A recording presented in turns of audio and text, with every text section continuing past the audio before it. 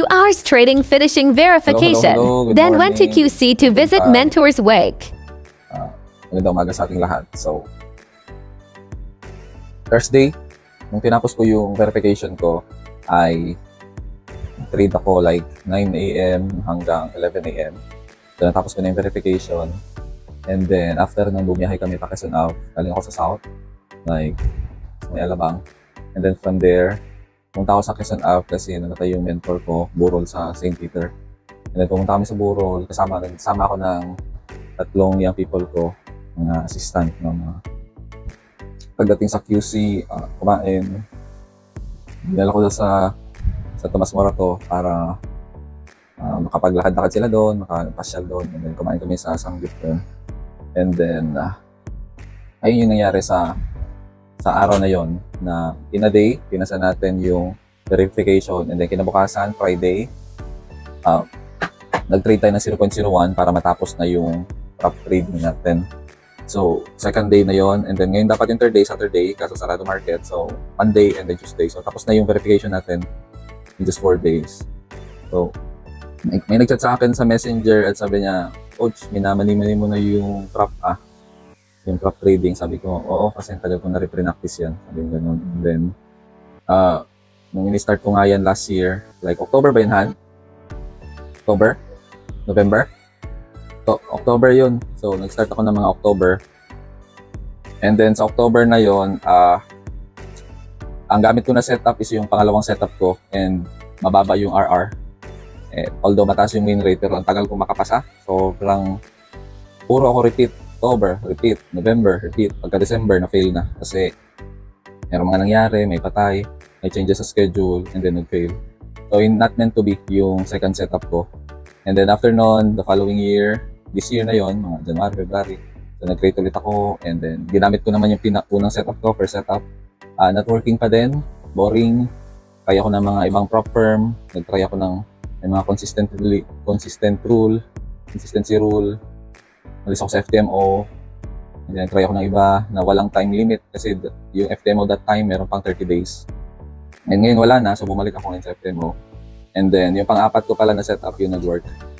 So ayun, so sabi niya minamani-mani kasi nga I did the hard work na, and yun, talo na rin ako mga $3,000 sa prop firm. So at least ngayon nakuha ko na yung setup na tama and risk management para sa prop trading. So, iba yung risk management sa personal account, iba din sa prop trading. So, yun yung ginagamit ko, yung risk management pang prop. And kita nyo naman yung consistency, all good naman, pasado naman. And in the minimum period days of trading, tapos na siya. Mabilis siya tapusin, okay? So, yun yung nangyari. And then, ayan. So, sa mga gusto magpa-mentor sa prop trading, open tayo for mentoring. Pwede kayo mag-avail this December kasi naka 20% off tayo. Ayan, so you can make use sa discount natin. And then you can learn sa experience. Unang session natin is risk management, yung basic to advanced, and RR na risk management. And pangalawang session natin, yung 4 ko na setup, tuturo ko sa inyo yung trading plan. And then pangatlong session natin, if prop firm yung trading na gusto mo, yung pangatlong session is about yung actual, paano i-execute yung sa prop firm. Okay? So, paano i-execute, anong risk management, anong strategy gagamitin, and then pagtatrialin kita na kailangan mo gawin yung ginawa ko. Assign mo yung 10K, 25, 50, 100, at saka 200 in trial. Pag napasa mo yan, kaya mo na rin pasahin yung challenge. Ayan. So, yan yung gagawin. And then yun, complete na yung mentoring mo. Kung newbie ka, send ko muna yung basic course na 7 hours, kasama na yung basic sa Forex. Andun yung basic sa crypto, andun yung basic sa Forex. Then yung mentoring natin. Sa mga nagtatanong, boss, ICT ba yung strat mo? Merong ICT. Yung mga concepts niya, andun. Kasi ako, I have my, I do critical thinking sa pagtitrade, which means, I find what works for me, and then I compile. Okay? So, kumbaga, nasi-synthesize ko yung mga strategy. So, kinuha ko to sa market structure, kinuha ko to sa price action, kinuha ko to sa ICT, kinuha ko to sa SMC, iba-iba. And then yung CTA ko, I'm a Certified Technical Analyst. So lahat ng yon to come up with my own personal trading plan. Ayan. And then, with all those experience, going 5 years, plus na yung yung losses ko sa personal trades ko sa unang taon. And then, dito naman sa prop firm trading din. Yan. So, ayun. So, share ko na rin yung mga ganap ko nung Thursday hanggang Friday. Ayun. Gumastos din tayo kasi syempre mentor natin yun. Alam mo na pag mentor mo, you give your best. Bumili tayo ng bulaklak din doon sa kanya. And then, ngayong araw, kahit wala ako doon, nagpakain ako ng Indian food. Kinausap ko yung kaibigan ko na Indian. Sabi ko, Sir Kaushik, can you cook food for Sir Sunil? For 50 packs. And I'll give funds. And so, nag-share ako, bigay ako sa kanya. And then, ayun, kumain na sila ng Indian food nung kahapon. So, yun yung ano natin, yung heart natin for our mentor. Kasi siya yung mentor ko sa theology, philosophy, history. Ayan.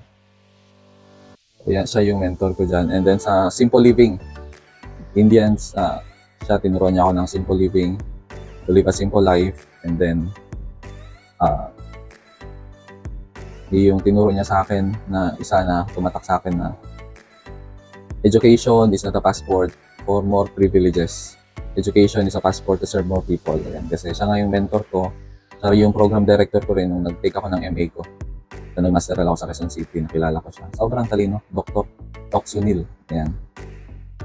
So, I'm blessed sa buhay niya with my wife. So, pagkakilala namin sa kanya, wala na ng pera nun kasi estudyante pa ako. Pero I tried to live the simple living na sinasabi niya. And then, nung namuhay na kami ng simple living, doon pa namin experience yung blessing ni Lord. Na you live a simple life para maging generous ka pa. Ayan, so naging mas marami tayong way makapagtulong, makabigay. Kasi hindi ka na hoarder ng gamit and you just enjoy life in a simple way. Ayan, so all the best, all the best. Bye-bye. Archer yung BDS LGBT sa kaliwang pituan ko. Arjun. Abot mo, Arjun.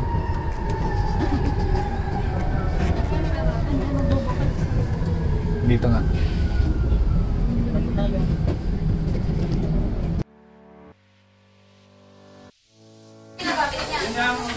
Yan, ewan ko lang, hindi kayo magising. Kayo pa magluluto ng pagkain nyo. Magbabayad na kayo ng mahal. Magbabayad kayo para lutuin nyo yung ulam nyo. Nagana yan, boss? Ayun na, nagano na.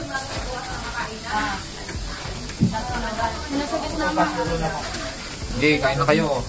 Mamaya pa ako mga alauna kakain. Upo ka, Jaytan. Pasok na.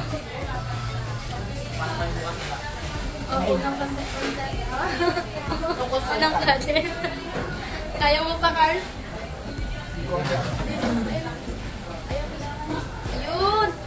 Hindi na kailangan na akit. Malaki na yun. Ano? Hindi ka na makasagot lang. Kaya pa.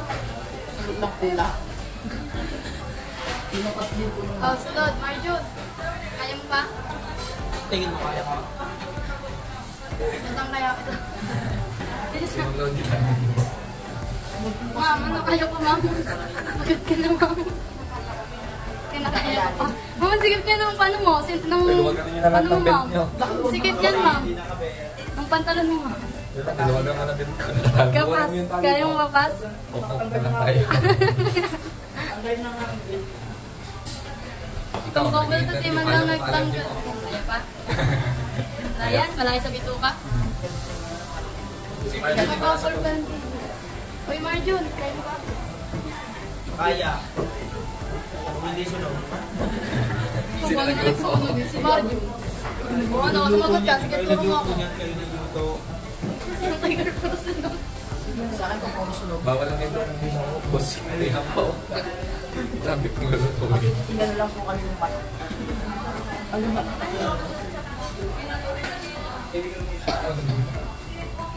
Siya mo, magsulat sa may.